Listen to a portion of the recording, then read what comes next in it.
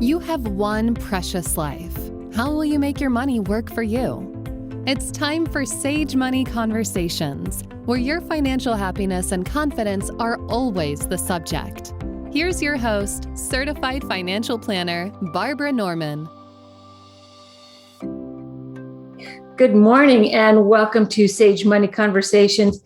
Today we have a rodeo athlete turned business leadership coach. Zach Arend is a professionally trained storyteller, speaker, trainer, and coach.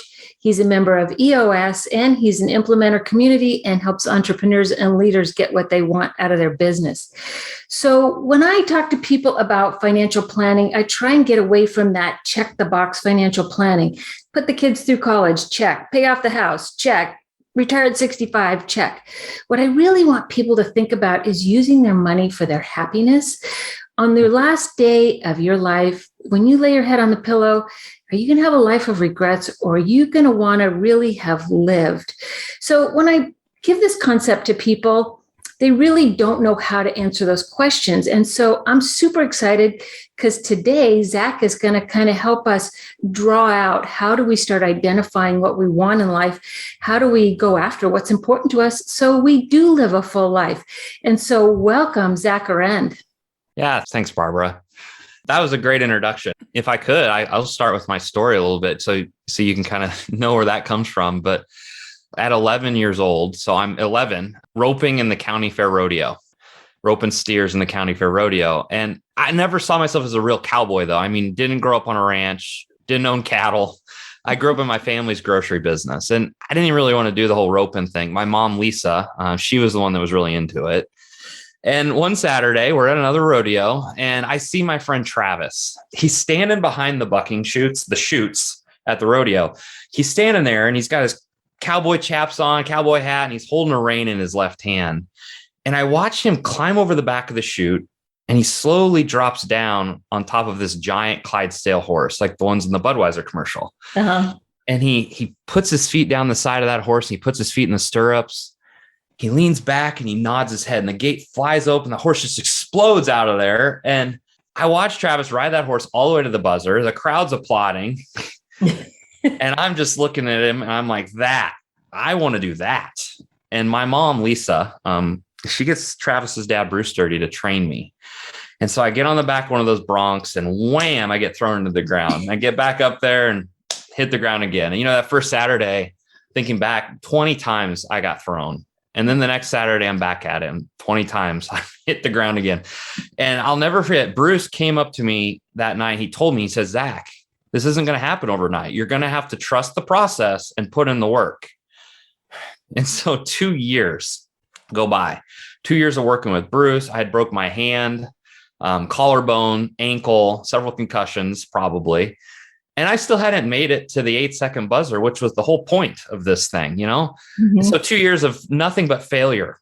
I'm now 16 years old and we're at another rodeo. And now I'm standing behind the chutes, thunderstruck by AC/DC's playing in the background, and I'm got my cowboy chaps on, my hat. I've got my hand in my rein and I'm getting myself pumped up, climb over to the back of the chutes, sit down in the saddle. I lift my hand high and nod my head, and gate flies open. That horse just bails out of the chute, and jump for jump, I'm in perfect time with the horse. I got this. And before I know it, I hear the buzzer. I'm on my feet. The crowd's applauding. And I look over in the stands, and my mom, she's just losing all self-control, just on her feet. I did it, and I go on to become 2-time state champion, earn a full ride scholarship, and wow. I look back on that story, and what I learned through all of that is success becomes predictable when you trust the process and you put in the work. It just is. And that's now what I teach my clients, on their wild rides of building a truly great entrepreneurial business, is how to get what they want from their business and how to keep moving forward and trusting the process and putting in the work. And the results do come. Wow. So that's my story. Okay. So I'm not going to do that. I don't want the broken bones. But where does one start even identifying? Like, you got lit up by somebody who was on that horse. I mean, just the typical male testosterone, ready to go. How do we start identifying what we want, Zach? That's kind of, I find that's the hardest thing, is where do we go from nowhere? Right. Yes. That's the magic question. And, I landed on looking back on that story. And I tell that story to almost all of my clients. I love telling this story because it brings me back to my roots, but I really boiled it down to 3 critical steps that when you apply these steps, I don't care who you are. I don't care if you're a business owner and a leader in an organization, a mom, a dad, it doesn't matter. You apply these steps, you will create more of what you want in your life. And that at the end of the day is what I'm all about. And so what are they? The first critical step is you have to check your head. You have to be able to think about your thinking. I have a story. I'm now in college, riding broncs in the rodeo at the college level. And it's tough. And we had just came back from a rodeo that weekend, a college rodeo, and it's Monday. Every Monday we watch tape. And so Coach Cross, he comes wheeling in one of those big TVs on wheels. You remember those? I don't know if those exist anymore, but he turns that on and we're watching tape and he's giving us all feedback. He's like, hey, good ride, Jimmy. Keep lifting that hand high. And eventually comes to me and he just looks at me. He's like, oh, Zach. Because I had a big old shiner on my right eye because that rodeo, it didn't go great for me. I got thrown off right into the fence head first. It hurt. And he just looks at me. He's like, what the heck happened? And we're watching the tape on slow motion and we rewind it. We watch it again. He's like, and then he just pauses it. And I'm kind of looking, I'm like, why are you pausing it? He's like, where's your head? And I look and I'm like, oh, like it's looking right at the fence. He's like, yeah. And that's right where you went. Because you see, that's the lesson is what we focus on. We tend to get more of that, where we focus, we tend to go. And that's exactly what happened. I was focused on what I was trying to avoid, the fence. And I got a face full of the fence because they train you to ride in broncs. You keep your eyes on the shoulders of that horse, where you want to be, focus on where you want to be. That's the lesson is focus on more of what you want, not on what you don't want, because that's how you can ensure you move towards it. So that's critical step number 1. So you know what? That's kind of a cool thing. Let's talk about that for a second.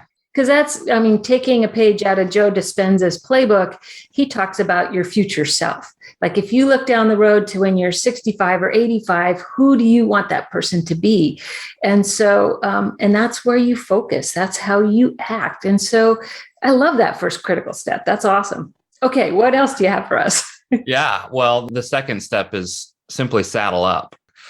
So I'm 11 years old. This is where it all started. I was a scrawny little kid trying to team rope in the rodeo. And this is when I first met Bruce Sturdy. My mom met him at a rodeo. So mom was the one driving me all over God's green earth to these rodeos doing team roping. And she meets Bruce and Bruce tells her, he tells her, hey, send that boy up to my place for a week. I'll make a cowboy out of him. I'll get him roping those steers. And so my mom's like, hey, you're going to go to Bruce's for a week, and I'm like, who's Bruce? And I don't know how I feel about this. And so she takes me to Bruce. She drops me and my horse Joe off and she leaves. And I'm in the kitchen with his son, Travis. And we just finished up a bite to eat. Bruce comes into the kitchen. He's like, all right, boys.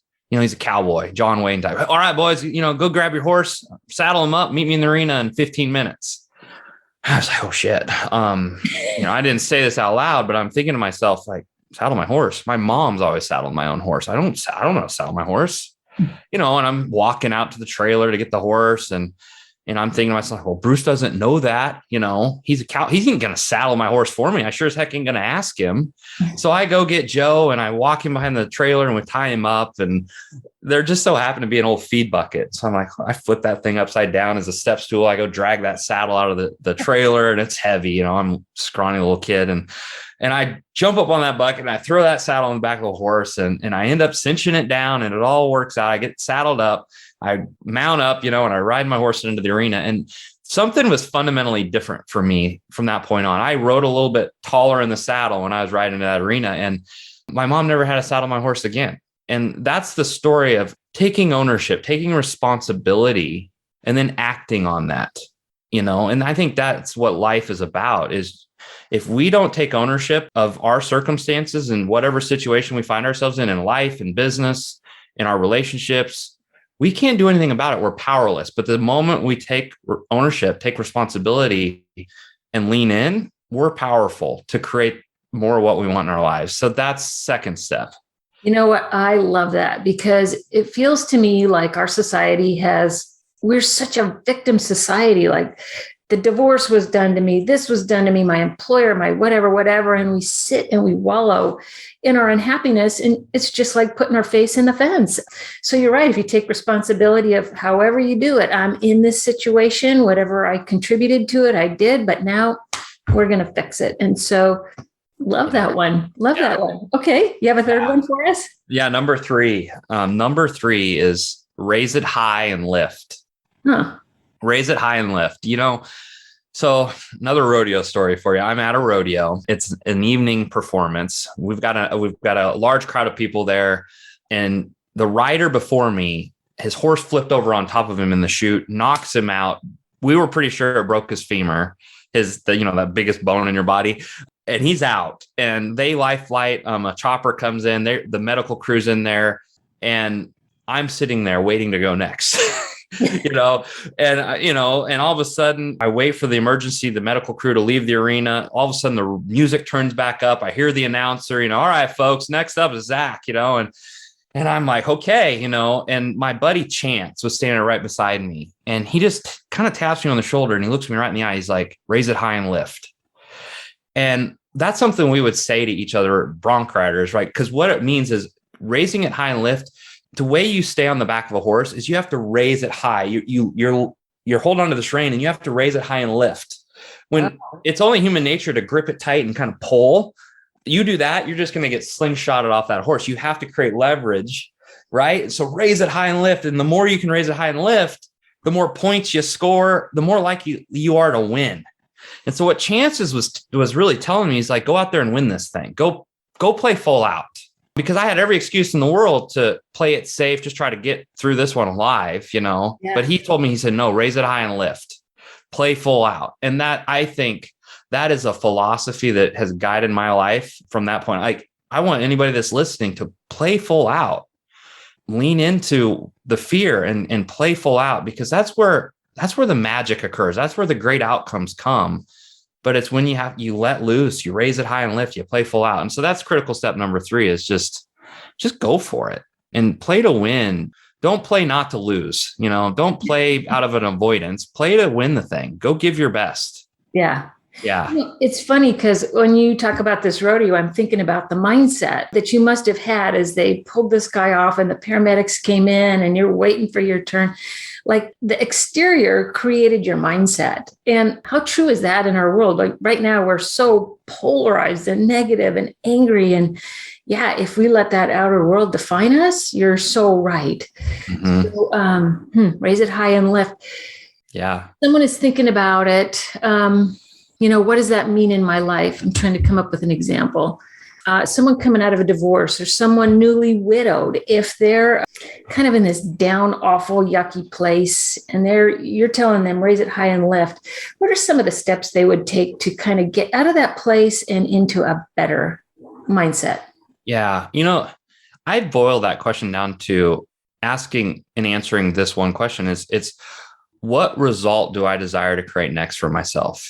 It's just that question of what do I want to create for myself next? And I love the word create because that incites ownership and responsibility, and it comes from the inside out. So no matter what, we've all gone through hard stuff, and there's people listening probably going through some hard stuff. And if we can just remain true to listening to our heart, what do I desire? What do I want? What do I want to create? And just take your next step, because frankly, you don't know all the steps.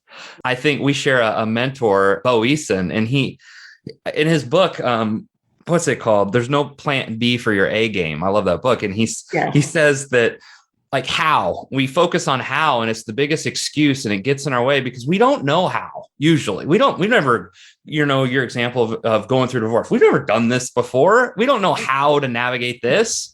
But I'm pretty sure we do know what we want, right, to see an outcome, and we can decide what our next step is. And what if we just could focus on that and just be okay taking steps towards what we want? Because one day you're going to look back 5 years from now and be like, wow, look at all the ground I've covered. Look where I've been, and I think that's my answer to that question. Well, Yeah. I love that. And I'm going to add, because one of my kind of things that I try and get people to do is build your tribe. So it's not even what can I create, but who are the people around me that can help me create that? Just like you and I in doing this and working with Bo together, we're all creating this wonderful place to be in life. And so, yeah, build your tribe. Who are the people around you that are going to pull you up, who are going to be mentors or models or just be there when you need them? And so, wow. Okay. So lots of steps we can do to create wonderful new things in our life. I hear you listening to our heart and paying attention to not the fence, but the back of the horse so that we can get there. These are wonderful. Zach, you have 3 beautiful daughters. If you looked at them, they're growing up. They got this great mom and dad. What do you want for them in life? What would you tell them? How do you live life? If I could only tell them one thing, it would be raise them high and lift. So I would have to tell them my story, but so they knew what that meant. But I want them to play full out. As girls, I want them to pursue their dreams. I don't want the world to tell them who they should be. I want them to listen to their heart and go raise it high and lift, play full out. I mean, that from the bottom of my heart, that's what I want for them, and I'm going to do my best to teach them that along the way, no matter how. Some days, I don't know, for parents, like some days, I don't know what the heck I'm doing, but doing my best. Coming through COVID, that's all we can do is our best. Yeah. And I'm thinking too, my kind of takeaway from this is I think back to those years when you were those first 2 weekends of being thrown off that horse again and again and again. It's never perfect, right? And persistency. I think that persistency, you've done it. And here you are helping other businesses define it, go after it. I love this. Any last pearls of wisdom for our audience? I think just if I could leave your audience with one thing is, how clear are you on what you want in your life? How clear are you on the results you desire to create in your life, in your business, in your finances, right? How clear are you on that? Because that's the first step, is to get clear on what you do want. I get people want to say what they don't want. Well, I don't want to be in debt. But but what do you want? And that's going to be where you'll find the motivation and inspiration to go forward. So get clear on that. That's what I would leave everybody with. And, that's, the only other thing is, as a business coach, I work with a lot of entrepreneurial leaders. So if there's anybody out there listening that might be a little frustrated in the business, just feeling like maybe the business is running them instead of them running the business. That's a lot of entrepreneurs.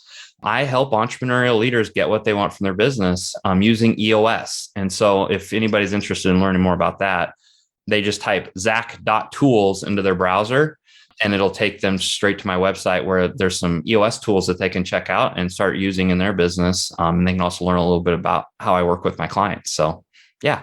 You know what? I'm going to check out your link again because it's important. A business owner once said to me decades ago, he said, I don't own a small business. It owns me. And that is just upside down. So creating happiness in life and, like you said, raising it high, take control of the reins, for heaven's sakes. Yeah. It's so normal. It's probably more normal to have a business that has you than you. You have it, right?